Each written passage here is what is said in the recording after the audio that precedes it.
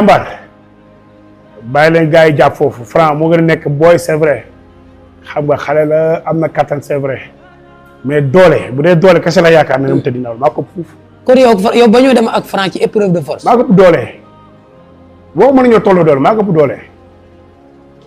bëre moom waxoon nga yaa ko dàq Sénégal. non waxaale wuñ ko maa ko dàq bëre maa ko ëpp doole maa ko ëpp sañ-sañ maa ko gën a pànk bokkuñu. incha allah la ilaha illallah. Franc yaa gën a pànk Franc mi nga xam ay 9 secondes. baax na 15 18. li mu wax bu mu ci jógee rek. 30 secondes yow la nee na gor ci wax ji man lu ma wax mais moom neen 30 secondes waaw gor ci wax ji yàggatul mbër arbitre bi dina siffler le 3 yàggatul même pas un mois nañ xam ko ëpp doole nañ xam ku dàq bëre nañ xam ko ëpp sañ-sañ mënoo ma wax nag quoi parce que bon yàlla moom bindee noonu. ku ci nekk la nga waxoon na nga ko assumé.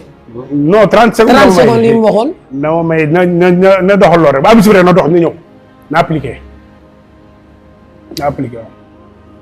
bu 30 secondes yi jeexee te ñëwul yow nooy def.